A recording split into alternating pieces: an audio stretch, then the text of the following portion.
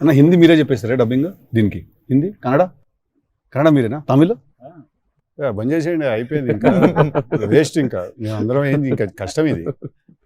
కన్నడ మీరు బాంబే షిఫ్ట్ అయిపోవచ్చు కదా, మేము ఇక్కడ హీరోలుగా ఇప్పుడు మేము చచ్చిపోతాను నేను ఇక్కడ అన్ని భాషల్లో డబ్బింగ్ చెప్పడం ఏంటన్నా? నువ్వు షిఫ్ట్ అయిపో బాంబే కావాలంటే, నీకు వస్తుంది, నీకు వచ్చుగా హిందీ బానే. అంటే అంతరా 4 భాషల్లో డబ్బింగ్ చెప్పారు. హిందీ ఆతా అంటే భయ్యా ప్యాస్ డాలో. నేను ఇంకా అక్కడికి వెళ్ళిపోయి ఇదరా అయ్యే హిందీ అనుకున్నా. Professionally, what is your biggest fear, sir? Of course, I might not be able to make a great film, cinema success అవుతుందా లేదా, but as an artist personally. నేను అసలు తాడు బొంగరం లేనిలా బతుకుతాను నేను. నాకు అంత పెద్ద ఫీర్ ఏ ఉంది.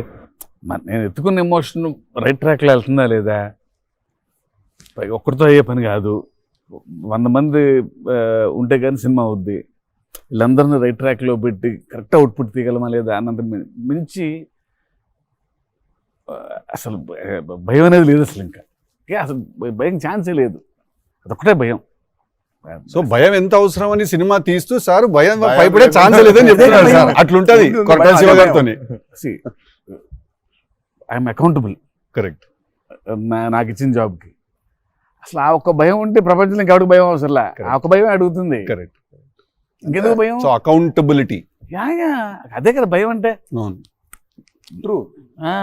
నీకు పని ఇచ్చారు, నువ్వు ఆ పని చేసావు భయంతో, అమ్మో ఇది అవ్వకపోతే ఏంటనే ఒక భయం ఉంది. ప్రపంచం అంతా ప్రశాంతంగా ఉంటుంది ఎవరి పని అటు చేస్తే. పక్కనోడి పనుల్లో చేయి దూర్చి ఆయన ఇబ్బంది పెట్టి ఇది పెట్టి మనం చేయక ఇంతకు మించింది ఏముంది? ఎవరి పని అటు చేస్తే అసలు భయం ఉన్నట్టే మన ప్రపంచంలో అంతా. ప్రపంచం అంతా అంతేగా. నీ భయం ఏంటి? నా భయం అన్న ఇంటర్వ్యూ అనుకున్నంత గ్రేట్ గా రాదేమో అని.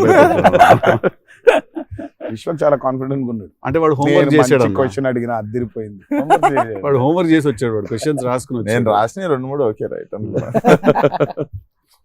కానీ నాజ్ ఎ ఫ్యాన్ తెలుసుకోవాలని ఉంటుంది కదా, నిన్నేం భయపెడుతుంది. నాకైతే నేను ఆన్సర్ అయితే నాకేం లేదు అన్నట్లు చెప్తే. నీకేం భయం? నాకేం లేదన్న. నీకు లేదు భయం? అట్లుండాలి, అట్లుంటది. హెల్త్ అన్న, హెల్త్ గురించి భయపడతా అంతే. మరి ఉంది కదా అంటే వాడికి దూరిన దాంట్లో నుంచి బయటికి ఎలా రావాలని భయం ఉంటుందా? భయం లేదు ఎవరికి లేదు, ఇతరులకు కూడా భయం ఉంటుంది. అంటే scariest thing for me is health అన్న. వేరే వాళ్ళు ఎవరన్నా కొంచెం సిక్కున్నా కూడా నాకు పాపం భయం అవుతుంటుంది. అది అన్నిటికంటే ముందు జాగ్రత్త. అది ఉంటే ఎట్లన్నా పోరాడొచ్చు అనిపిస్తుంది. సో హెల్త్ గురించి భయం అవుతుంది. That is answer. అది నీళ్ళు ఇంత డెప్త్ ఉందని ఎక్స్పెక్ట్ చేయలేదు నేను. ఎక్స్పెక్ట్ చేయలేదు. నేను 7కి ఫస్ట్ స్టార్ట్ అంటే 6:30 కల్లా ఉండలేకపోతానేమో ఇట్లాంటివి చెప్తాను అనుకున్నాను. పక్కనోడు హెల్త్ అప్సెట్ అయితే నాకు ఓకే. నో మ్యాటర్ వాట్, ఇదైతే నేను చేయ కెమెరా ముందు అనేది ఏమన్నా ఉందా అన్న నీకు? నేనా? ఇదైతే వెరీ వెరీ వెరీ ఇంపార్టెంట్. ఏదైనా నాకు రీజనింగ్ ఉండాలి. రీజనింగ్ ఉంటే ఏదైనా చేయడానికి రెడీ నేను, దేనికైనా. ఇది మాత్రం అందరు యాంకర్లు అడిగినట్టు రొటీన్ అడగాల్సి వస్తుంది కానీ అడుగుతున్నా. ఎట్లుందన్న రొమాన్స్ ఇస్తున్నప్పుడు దేవరాల? ఎట్లుంటది ఆయన అడగాలి. రొమాన్స్ రాసినప్పుడు ఎట్లుంటది? నేనైనా చూసేటోళ్ళం అన్న, చేసింది మీరు కదా, ఎట్లుండే అన్నగా బాగా అడుగుతున్నాడు అని అడిగాడు. గలీజ్గా అడిగింది. కాదు కాదు, రొమాన్స్ ఎట్లుంటది చేసినప్పుడు ఎట్లుంటది అంటే, Do you have fear while doing intimate scenes? అట్లా ఇంటిమేట్ సీన్స్ ఏం లేవు కానీ పియర్ బండికి. బట్ దేవరా చూడడానికి మంచిగా ఉండే మాకు. ఏది పాటలు? పాటలున్నా చూపించారు, సినిమాకి రావాలి మీడియం చూడాలంటే. అదో కొత్త రకమైన రొమాన్స్ రాశాడు ఈయన. మీరు అనుకుంటున్నట్టు రొమాన్స్ ఉండదు కానీ ఆ లోకంలో లెవెల్ రొమాన్స్ ఉండదు అంటారు. Correct correct. ఈ లెవెల్ రొమాన్స్ ఉండదు కానీ కొంచెం ఆ లెవెల్ రొమాన్స్ కూడా ఉండదు కానీ మా లెవెల్లో రొమాన్స్ ఉంటుంది. ఏదో ఏమో చేస్తావేమో ఫ్యూచర్ లో అని. So it's nice, it will be good. Janhvi was is phenomenal in the movie. చాలా చాలా ఐ మీన్ మేమైతే షాక్ అయిపోయాం. ఓ రోజు మరి ఆ అమ్మాయికి ఎట్లా వచ్చిందో తెలియదు కానీ ఒక 2 పేజీల డైలాగ్ రాసిండి నా అమ్మాయికి. సీన్ కూడా మొత్తం అమ్మాయిదే డైలాగ్ పోర్షన్ ఎక్కువ. వచ్చి అలా టపటపటపట చెప్పేసింది. నేను ఒక్క సెకండ్ అయిపోయి, శివ కూడా షాక్ అయ్యాడు, ఈ అమ్మాయి ఏంటి ఇంత ఫాస్ట్గా చెప్పేసింది ఇలా అని. సరే ఎందుకని మంచిది ఓకే అనుకుంటే ఒకసారి చెక్ చేసుకుందామంటే నేను ఇక్కడ నుంచి వెనకాల నుంచి ఇలా అంటున్నాను, అద్దిరిపోయింది శివ ఓకే అనే అని. అసలు వెళ్ళిపోయింది మొత్తం. ఎక్స్ప్రెషన్స్, ఆ మధ్యలో పాజులు, మధ్యలో యాక్టివిటీస్ చేసుకుంటూ పక్కన లాంగ్వేజ్ ఇంకా గ్రిప్ దొరకని యాక్టర్కి అన్ని యాక్టివిటీస్తో చేయటం, ఆయనతో ఉండటం, ఆ పాజులు ఉండటం, ఆయన రియాక్షన్ మళ్ళీ పసిగట్టి మళ్ళీ మాట్లాడటం, ఇంత కష్టం కదా, అర్థమైంది. Homework done.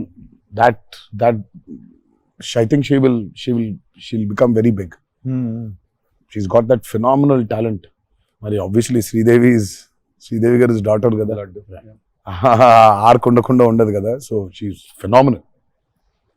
పాపం చాలా she's put in a lot of effort, especially for that Daavudi song. పాపం she was hospitalized for about 4 or 5 days before discharge అయ్యి పాపం వెంటనే ఒక 2 days రిహార్సల్స్ చేసి వెంటనే she was very weak, but అయినా చేసి నేను ఆ సాంగ్ లో అనుకుంటుండే అన్న, తీసుకుంది ఛాలెంజ్, పక్కన చేసింది మ్యాచ్ చేయనికే. కానీ మ్యాచ్ చేయనికే వెరీ గుడ్ జాబ్. వచ్చి 97, 96 మార్క్ దాకా వచ్చిండే ఒక్కొక్క దగ్గర. లేదు చాలా బాగా చేసింది. డెఫినెట్లీ జాన్వి విల్ బి ఖతర్నాక్ very good addition for Devara. And it's a very big love story which he wrote. So obviously మీకు పార్ట్ 1 లో కొంత కనపడుతుంది, correct.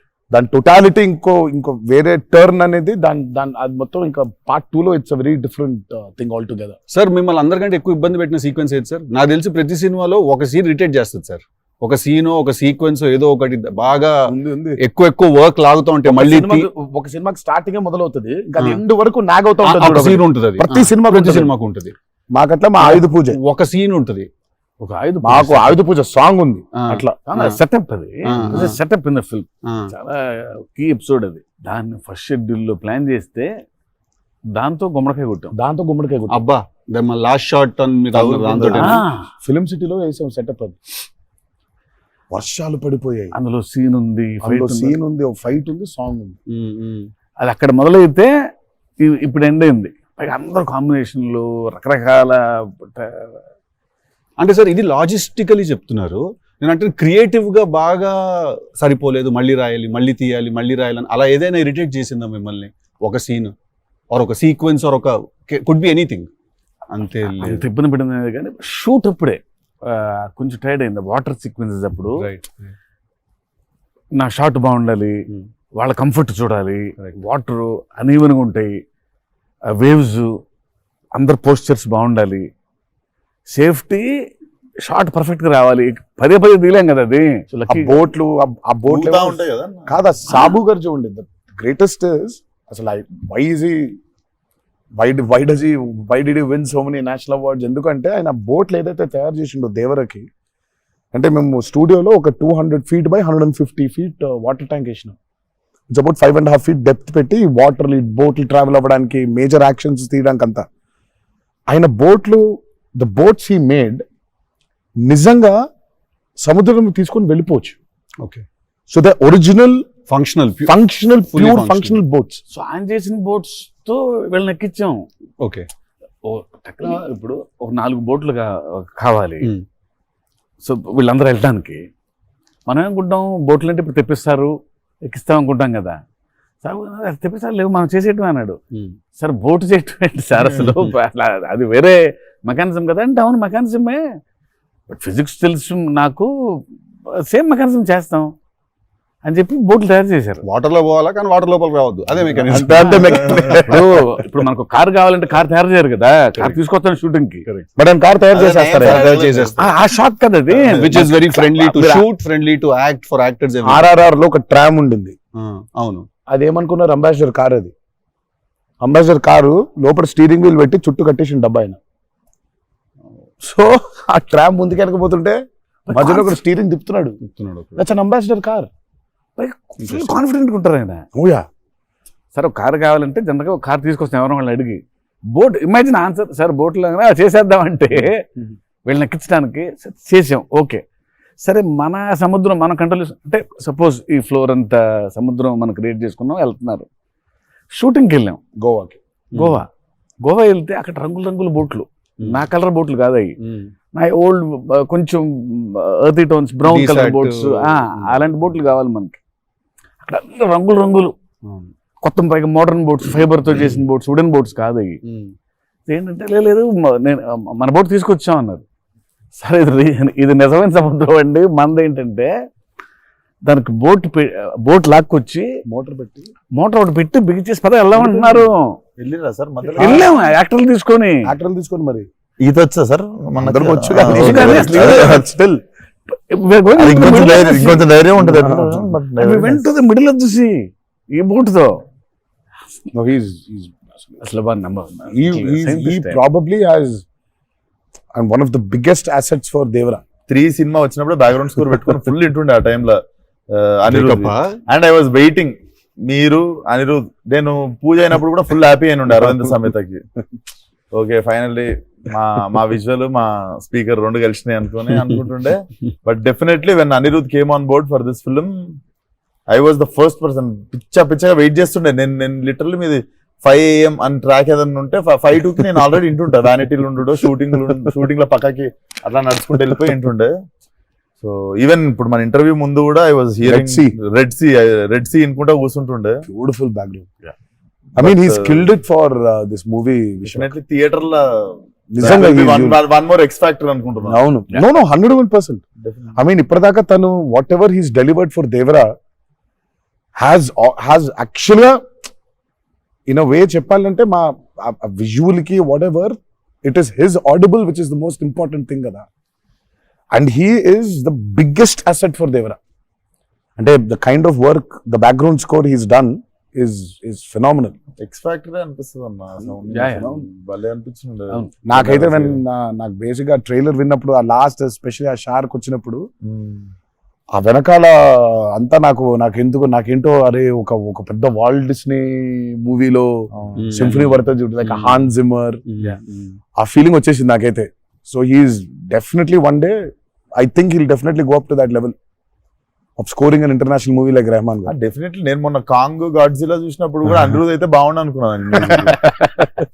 Because somebody edited Kong Godzilla scene కి మాస్టర్ మ్యూజిక్ పెట్టి తీస్తే అసలు ఇట్ వాజ్ మోర్ యాప్, ఇంకా ఎక్కువ ఇంపాక్ట్ ఉండే దానికి. అయితే డెఫినెట్ గా నాకు తెలిసి తను he will do it like Rahman గారు చేసినట్టు మాత్రం వెళ్తాడు. He will definitely go international and I'm hoping it's with Devara.